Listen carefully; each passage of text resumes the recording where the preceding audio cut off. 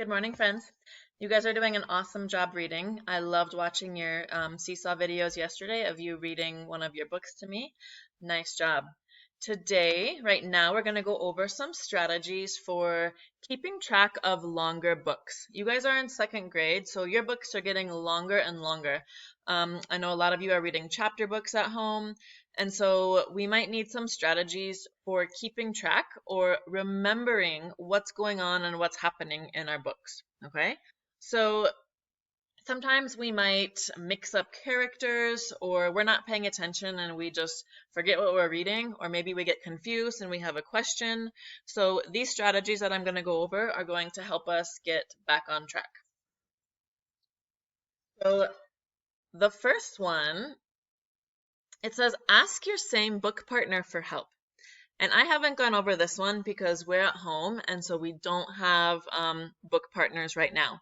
But if we do come back to school, this is something that I would look forward to us doing because I know our friends are very helpful.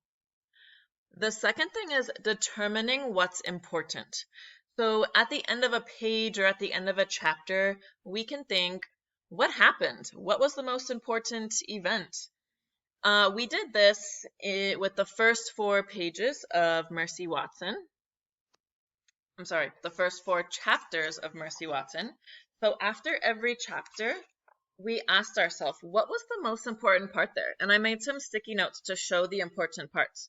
So on this chapter, it was a thief, Leroy stealing from the Watsons' kitchen. For another chapter, I had Mercy is awake and curious about the toaster sounds. And then for another chapter, it was Leroy sees Mercy come into the kitchen. So you can do this at home with your books also. At the end of a chapter, you can just make a little sticky note of the most important events or the most important things that happened. This is one way to help keep us on track. I'm going to move on. Another thing we can do when we get off track is we can stop, reread, and answer questions. Okay, so like I told you in my video the other day, sometimes when readers are reading, you might get distracted and you might finish the page and think, oh my goodness, what did I just read? I don't even remember what I just read. That's okay. That happens to all readers sometimes. Okay, so when that happens, we can stop, we can go back and read again, and then we can answer a question. We also did this at the end of Mercy Watson. So we started a new chapter and we got to this page and I said, why is he on the ground? Why is Leroy Ninker on the ground? I didn't remember, so I went back to the previous page and then I could see my sticky note that said, Mercy bucked Leroy off her back. And then I went, oh, okay. Now I remember what I read the other day. I remember that Leroy's on the ground because Mercy bucked her off. And so then I could continue my reading with more understanding. Okay, so this is another thing that we can do. The last thing that we can do that I'm going to teach you today is we can write notes to help keep us on track. Okay, and these might not be the most important things, but just some things that we want to remember. Okay, so I'm going to teach us how to do this. I'm going to give you an example right now. So I'm going to go to one of our books called Days with Frog and Toad. How many of you guys have ever read Days with Frog and Toad or any of the Frog and Toad books? I love these books, but sometimes when I'm reading them, I get Frog and Toad confused. This might happen in some of our other books too. There might be characters that are similar to each other, and so we might get them a little mixed up. Okay, what we can do, like this slide says, is just make some little notes on a sticky note, and we can even do pictures also. So what I did on this one, let me go back to the book, sorry. Okay, so I'm going to read this first page to us, and then I'm going to show you the little note that I made to help me out, because I get Frog and Toad a little bit mixed up. Toad woke up. Drat, he said, this house is a mess. I have so much work to do. Frog looked through the window. Toad, you are right, said Frog. It is a mess. Toad pulled the covers over his head. I will do it tomorrow, said Toad. Today I will take life easy. So I know that Frog is the one looking through the window, so this must be Frog right here. So I know that Frog is green, and that means that the one in bed, Toad, is brown. So I just did this quick little sketch, and I labeled them down here, Frog and Toad, and then I just did a quick label at the top that Frog is the green one and Toad is the brown one. Okay, so now when I'm reading, I can just keep this little sticky note by me, and I can it can help me look at the pictures, and it can help me know who's who when I'm reading. So this is one example of just a quick little sketch and some notes that we could do.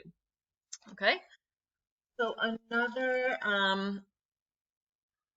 story that we read in class that we loved is Minnie and Moo. Such a funny story.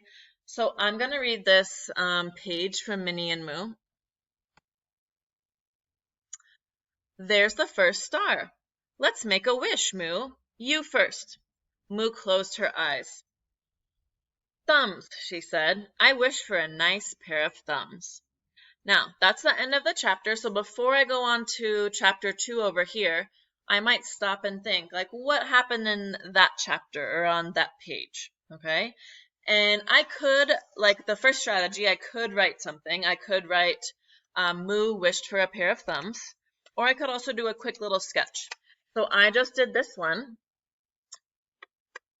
okay, and it has a picture of a hand giving a thumbs up, and then I just have a little label that says Moo's wish.